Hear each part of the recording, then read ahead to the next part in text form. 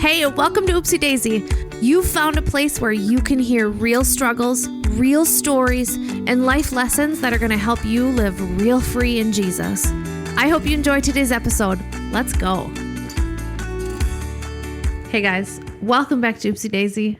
I have one of my favorite humans on the planet with me here, and it's been a minute since she's been in studio.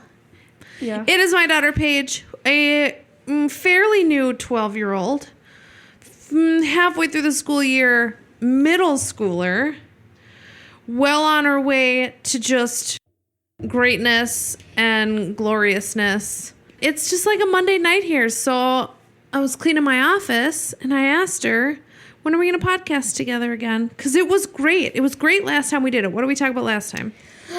I think it was anxiety. It Can't was. really remember, though. And do you want to know how many people have come up to me and said, I have listened to that episode so many times. It's been grown-ups, parents, it's been teenagers, kids, that their parents have showed them. So many people have said, I have listened to that episode so many times. And I asked them what they thought was most impactful about it. And they all said that it was the best to hear a voice around their own age talk about real-time issues, real-time struggles, and just real life stuff. So thank you for your honesty and bravery in the anxiety episode. Mm-hmm. You don't look so brave over there right now. No. Why? Because I know the topic. Now, this is a topic, too, that does take a lot of bravery. It takes bravery. It takes vulnerability. It takes courage. It takes pushing down your own anxiety to talk about. But when I asked you what the topic was, this popped right out your mouth and right off your tongue. Mm-hmm. Why was that so easy for you to think of? I don't know, just because I've been thinking about it a lot. Yeah? Mm-hmm. So what is it? What's our topic today, Paige? I'm going to let you say that. So our topic today is body image. Am I right? Mm-hmm. Teenagers and what they think about their bodies and how we deal with it. And I just kind of want to hear, like, what's been going on lately? Well, for starters, I've been comparing myself to people a lot. Really? Way too much. Okay, tell me about that. What do you mean comparing yourself to other people? Like, I look at them and I'm like, oh, they're so pretty, they're so skinny. And then I look at myself and I'm like, oh, well, I'm this. I'm blah. What's I'm this? that. I don't know. It ranges with different things. So what blanks get filled in your head? I'm what? Sometimes it's fat, even though I know that I'm not, but my brain just goes there for some reason. Sometimes it's just like I'm not a good person. Sometimes it's just like I'm not a good friend. It can range between different things. Does this tend to happen in certain situations or certain places or times? Like, is there a pattern to it at all? I don't think so. I think it just happens. Like, does it catch you by surprise, or are you kind of Used to it. Yeah. Doesn't surprise me at all when I think of it. Really? Mm-hmm. What do you do when that thought pops in your head? Do you battle it at all? Do you talk yourself through it? Do you accept it? Does it get stuck in your head and then you think about it a lot? Like, what happens? The one you just said. It gets stuck in your head and you think about it a lot? Like, how long? Basically, probably like one whole class period of school, which is like 48 minutes. Really? Mm-hmm.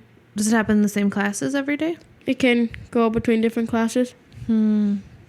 It's never in the classes that I have a lot of fun with, though. Is it in, like, easy classes where you're not thinking a lot? No, it can happen in hard thinking classes, too. I was just curious, like, if your brain was busy or busier. I still have time to think when my brain is busy. How does it make you feel when that happens? Sad, mad, sort of, frustrated, I think would be the word. I just get mad kind of at myself for even thinking that. Does a part of you accept that? Yeah, sometimes. Sometimes when I'm just like tired and I was like, I don't want to deal with it. Do you ever talk about it with your friends? Like, do teenagers talk about this stuff to each other? Once my friend did. What happened? She walked up to me one day at on the field at recess and she goes, "My mom says I'm fat and I need to eat less." No. I was like, oh no, that's so sad. And she was like, well, and now she's worried about her image too. Really? Mm-hmm. Does she talk about it a lot? No, but she's just careful with how much she eats, and she's eating a lot less now, which is not a really good thing. She eats like 2 bites of her lunch at school, and then she's done. Is there like ways that you want to encourage her, or do you say things at all to her, or do you just watch it happen? Sometimes I talk to her. Sometimes I don't. What do you say to her? I knew that question was coming. I was preparing my brain. You know me too well. I tell her that she's not fat because she's already really skinny. She's already very athletic, but like she just thinks that now that her mom has said it. I mean, obviously, if someone flat out tells you that you're overweight and you need to eat less, that's going to stick with you. Mm-hmm. But are there small things that us adults or parents do that kind of give you that idea, even if we're not flat out saying it to you? I mean, this isn't for me, but I'm saying this for like other people that might think that. When they mention your diet, just like when they tell you like the way you're eating, which I know that can be really helpful sometimes, because sometimes you might need some guidance with how much sweets you eat. It can affect 2 different ways. So you kind of hit me in the gut a little bit, because I know that I say things about what you eat, and you're giving me that look that's letting me know, yes, that's correct, Mother. It is. What am I guilty of? What do I say to you that... Oh, gosh. Oh, I didn't know it was that bad. No, it's not bad. So what do I say? What do I say that, like, I'm trying to be helpful, but it's actually doing worse things? You don't really say bad things. It's just like when you say it, because when you wanted me to take that the drops, what were they? Oh, I want to talk about this. This was a great moment. I'm glad you brought it up. Okay, so I had gotten this herbal supplement that my sister had recommended. She is a regenerative health and wellness practitioner, and it's for teenage girls. And it's supposed to, number one, just be like kind of an easy detox. Like if you're having a lot of sugar cravings and just unhealthy cravings, it kind of supposed to help clean out your gut and get rid of those cravings. But it's also supposed to help kind of stabilize your mood. Like it's no secret that puberty and adolescence and teenagerhood is a hard time, and emotions are running high and strong. Yeah, so I had gotten these drops just thinking, hey, you've got some deep emotions that are kind of hard to deal with. There's another offspring in this house who has wild sugar cravings. So I just thought, hey, why don't we support our bodies a little bit and take some supplements that could help us? But you said that wasn't a great thing. Why? Well, one, I texted Dad because I didn't want to confront you and be like, no. Because I thought you were going to get mad and be like, you're going to take these. You kind of have to take these. So I just texted Dad. He told me that I needed to do it to tell you like how I was feeling. So I eventually did it. And what did you tell me? I've been working on controlling my emotions, and I've been working on that really hard to do that. Because sometimes it gets hard, and sometimes I get really mad, really sad, and sometimes the emotions just take over. But then I told you that I wanted to learn to control my own emotions and be able to contain those without help from drops that would do it for me. I thought that was such a heads up observation, or just like a very mature response. I realized too that you kind of hit on something that the Holy Spirit had told me before, that there are things that... Speaking of stomach supplements, it happens to the best of us. Oh my gosh. Don't keep that in. I might. It's real life. This is podcasting, bro. This happens. I'm going for it. We're going for it. Oh, I lost my train of thought with that gigantic belch. What was I saying? I don't know. I was focusing on the burp. Just trying to hold it in over there. So you had really hit on something that the Holy Spirit had been saying to me for a long time, was that I wasn't really doing things with his help. I wasn't turning to him. I wasn't asking him. I was immediately running to a pill, a drop, an herb, anything. Where did that come from in you, that wisdom? Deep within. Deep from the depths. Yes. But I just know that I've been working on that because I don't want to accidentally hurt somebody's feelings when I'm talking to them about it. Like, from the day you talked about it, I was like, is she actually going to get these drops? I don't think she's actually gonna. And then when you were like, I got them, we should try them. And I was like, oh, yeah, yay. What do you think? I'm curious because I don't think I ever asked you this. What do you think my reason was for getting them? Like, did you think I was telling you that your emotions were bad or that you were bad for having them? Well, not that I was bad for having them, but I definitely thought that you were like, you can't have these strong emotions. You need to tone them down like a lot. I was like, okay. Really? Yeah. Oh, I'm sorry. That's why when you got them, I was like, yay, time to get some basically professional help, air quotes. Would that be bad to get professional help though? No. It just kind of like gave me that thought of like, is she just trying to like tell me that I have way too strong emotions and I can't have like that strong of emotions anymore?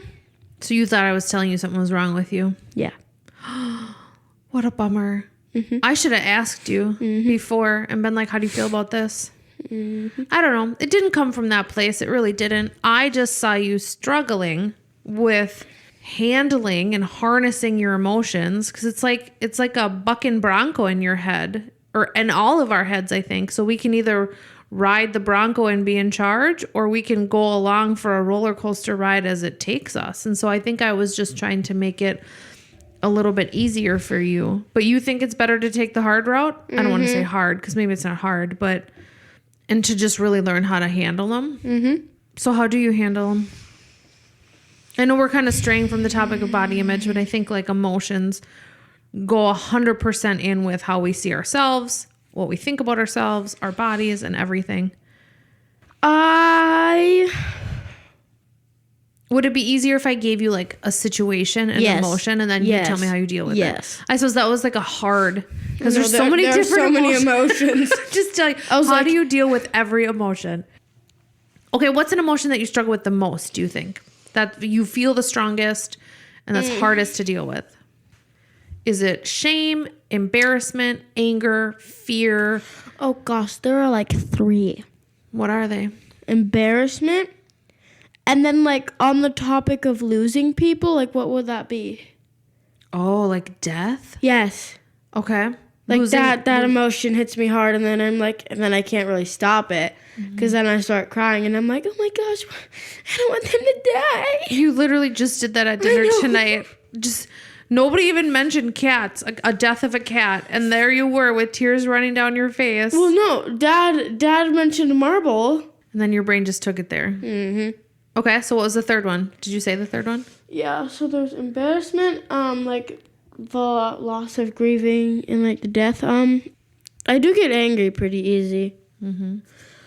But I don't think that's the third one. I think the third one would be more like, is sympathy an emotion?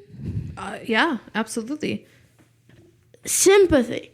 I want to like hear people's problems, but then when I hear their problems, they like stick in my mind and they like get all over me. And I'm like, I want to stop thinking about it, but I can't stop thinking about the other person's problem because then I get all worked up about how they're feeling.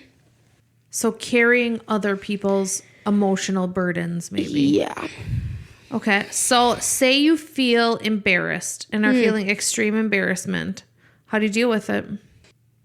I mean, I was embarrassed once in front of the class, but then I kind of got like special permission to go outside and read. Okay, I was just thinking about that same situation. What happened in that situation? Oh my gosh. Because I don't think it's an accident that we both thought of the same thing. Oh my gosh. I had to give a speech in front of my communications class, and I got really nervous and really shaky, and you had to do it like above a certain amount of time, and mine was completely under that time because I talked way too fast because I got way too nervous. And then I like started tearing up in the middle of it, and then I started crying when I ended, and then I like started crying really hard, and then my communications teacher walks up to me and she goes, do you need to like go in the hallway or the other room and read? And I was like, yeah, can I go in the little room and read? So she let me go in the room and read until I calmed myself down. I was still embarrassed when I went back in, but it eventually went away. So what did you say to yourself when you went to calm yourself down? Obviously, you had to work through it somehow, because if that would have been me, I don't know if I would have walked back in that class. I probably would have called my mom and said, come pick me up, I'm sick.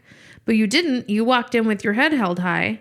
Not only that, you finished your speech, because didn't you start crying in the middle of it? Yeah. Yeah. And you still did it, feeling embarrassed, feeling scared, and everything. So how do you process that when you sit with that for a minute? Just a little thing. I wanted to run out in the middle of that speech and never go back in that classroom. Mm-hmm. But here I am. Today I was just in the classroom. What kept you in it? And what made you go back? I guess I just wanted to prove to myself that I could do harder things than I think I can do. And I need to go back and persevere through things that I think are hard and that might challenge my head a little bit and want to go home and sit on your lap and snuggle. Here's what's really fascinating about that, because that's so not like us as humans. We want to run away from everything that's hard. We want to run away from everything that's embarrassing. But there's actually, I read this the other day, there's actually a part of our brain that when we push through and do hard things, it's a really small part of our brain. But every time you do that, it lights up that part of the brain, and that part of the brain, kind of like a muscle that you would work out or lift weights. Every time you do it, that part of your brain gets bigger and it gets stronger, so that even in situations that are totally different, that part of your brain has more muscle. And so it makes it easier to get through hard things later on. So little did you know you were lifting brain weights that day. Well, my brain is stronger then. I don't really know how, but it is. Your brain is beefy. My brain is jacked. It's my brain. My brain is swole. I was gonna say, do you guys use the word swole? Okay, so you just really kind of encourage yourself, and do you pray through that at all? Where does God? I really want to make that my first thought, but it's not my first thought. It's like my second. Yeah. My first thought is go to a different class and act like you don't know where you are. Yeah. I wanted to do that. I wanted to go to social studies with my favorite teacher, sit in a desk and be like, this is my class now. You don't think that would have been embarrassing? Well, he would have let me. Yeah. Okay, so you have strong emotions around embarrassment, fear of death. How do you deal with that one? Fear of death? Yeah. Oh gosh, that one's the hardest. I know. And I don't even know if you're scared of, I don't think you're scared of death. I'm not scared of dying.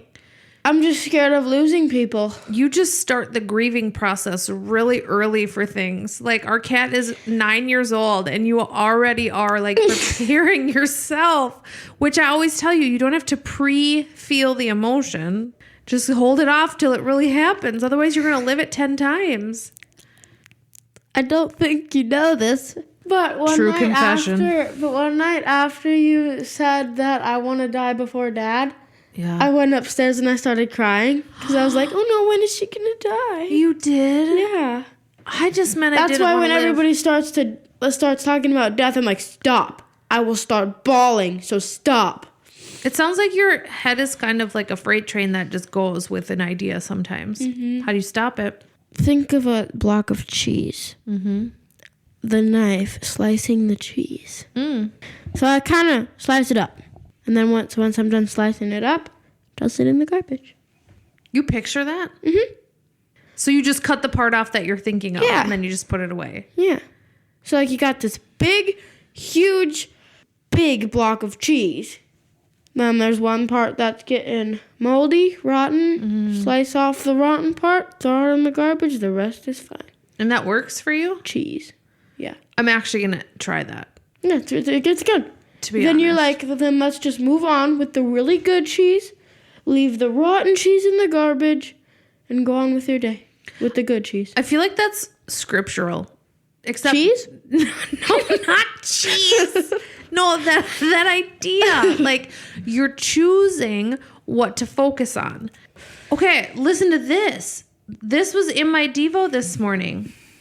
It says, and now I should probably tell you where it is, huh? Philippians 4:8. Philippians 4:8. And now, dear brothers and sisters, one final thing. Fix your thoughts on what is true and honorable and right and pure and lovely and admirable.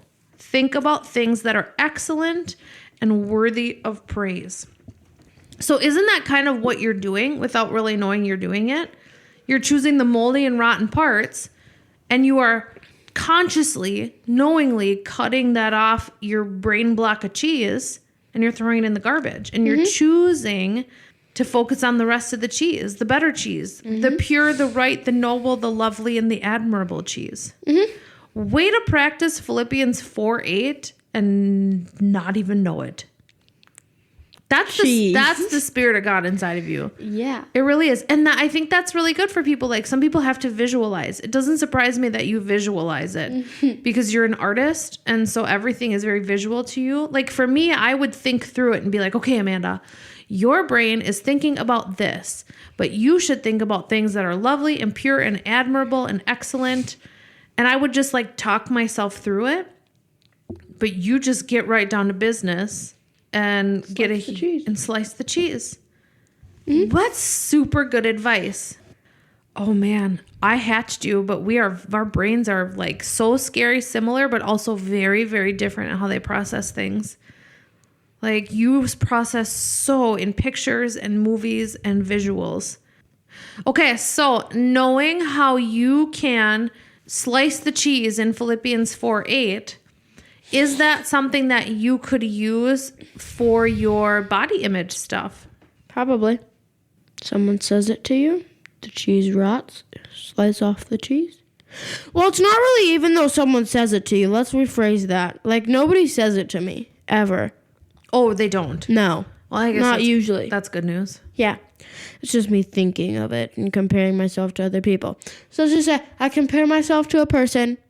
The cheese gets all, I don't like that, blah, blah, blah, moldy rottenness. You just slice it off, throw it in the garbage, and walk away. And then you move on with the rest of your good cheese. Here's my question, though. I feel like if I keep cutting out the rotten cheese, I'm not going to have a lot of cheese left. And I want like the good things. So I feel it's like a big block of cheese. I know that, but huge. In the end, there's going to be some gone. True. So what about replacing it? Like, what about we replace the moldy cheese with stuff that is good? What could somebody replace that stinking thought of, I'm not as pretty as that girl? Because I'm going to be real. You're not the only kid. You're not the only kid that thinks like this, that I'm fat, that I'm ugly, that I am not as pretty as that person. You are not the only kid. And I will guarantee you, I mean, go back and listen to maybe three episodes ago of Oopsie Daisy. It was the same struggle in my head. So there are people, adults and children alike, all around the world that are struggling with these thoughts. So let's talk. What are some truths? What does God say about us? Have you asked him? Sometimes. I usually don't ask him, but when I do, I forget it. I wrote that message in my journal, and I let you read it, and then you told me to write down what Jesus actually said about me. I wrote it down, but it wasn't very meaningful because I was mad that night about just something, just like thinking that way. I get mad at myself when I think that way. I almost like want to punch my brain and be like, just don't think that way. That's, I think, a part of just being human, though. And also, like, it's our own human brain that's broken and, sinful, but it's also the enemy. It's also the devil that's whispering in your ear all the things about you that are complete lies, because the Bible said he's the father of lies. He cannot speak the truth. Everything he says is a lie. And so what does the Bible say about you? Do you know? We are perfectly made in his image. Absolutely. And isn't there one where, like, wherever you walk, you bring it with you or something? How beautiful are the feet of the people that bring the good news. Yes. And I always think about this. If the Bible says how beautiful are the feet of the ones who carry the good news, how much more beautiful is the rest of you? Because feet are nasty. They're not that beautiful. Toes. So if you've got beautiful feet because you carry good news, the rest of you has to be radiant and glowing.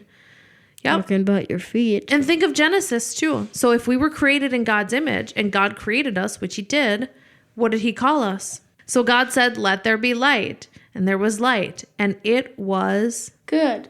Yep. God said, let the land and the sea be separate. And it was separated. Good. He called it good. He called us great. He did? No. Oh, I was But like, I'm just saying he did. here's the cool thing is He that called us wonderful. I think that in Genesis, it was the only time in creation that he mentions the Holy Spirit and Jesus being involved in the making. It all said, and God said, and God said, and God said. So God is making all these decisions for light and dark and animals and water and separation and things like this. It said this, so then God said, let us make human beings in our image. The rest of it was just, then God said, let the. But this is the only thing that all three of them came together and made together. Us. People. And it also says that we were fearfully and wonderfully made, that we were knit together in our mother's womb. I always think about that. Like, have you ever knit or crocheted? I think I tried doing a square, but it ended up lopsided. I think that's when Grammy taught me, and she was like, "You gotta go like this," and then I did like 3 at a time, and I was only supposed to do 1, and I was like, "This is not a square. This is a diamond. You rushed it."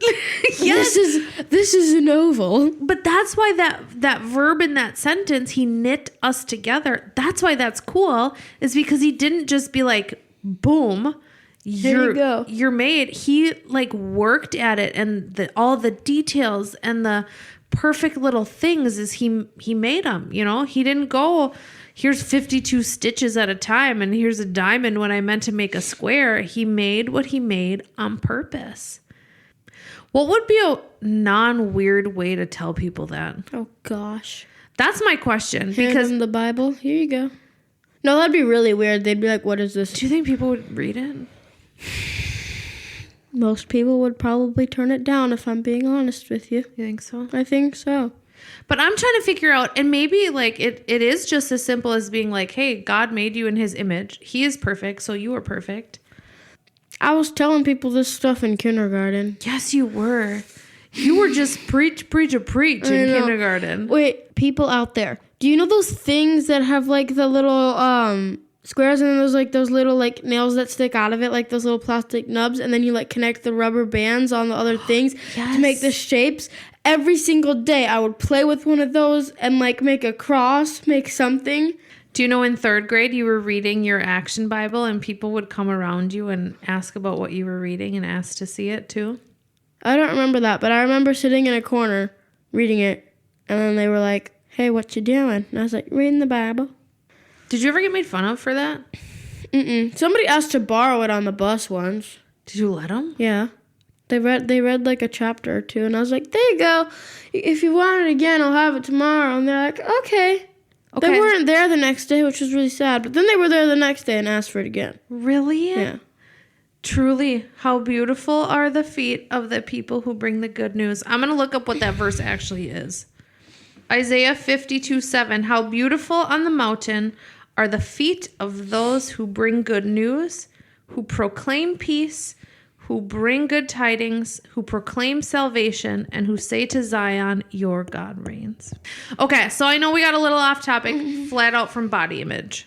But I feel like this was a great conversation. I'm taking away this sliced cheese from Philippians 4:8. I think it's great to practice it. So all of you out there who are listening, when you find yourself in stinking thinking, just thinking awful things about your body, about yourself, you take that knife out and you cut that nasty, moldy, rotten cheese out of you, out of your head. You picture yourself throwing it in the trash. And then you replace it with the best mozzarella on the planet, which is that you are good. You are made in God's image, and you were knit together on purpose. Like the waitress that sprinkles the Parmesan on your noodles at Olive Garden. Just let that scripture sprinkle that cheese all over your pasta. I love it. Well, Paige, Thanks for joining us again. Mm-hmm. I would podcast with you every day if I could. Adios. Love you, kid. Thanks for listening to Oopsie Daisy. If this message hit your heart, make sure to share it with somebody, encourage somebody else, and most of all, spread Jesus. Then follow the Oopsie Daisy Girl on all social media platforms or find more at AmandaHerdler.com. That's Amanda, HIRDLER.com.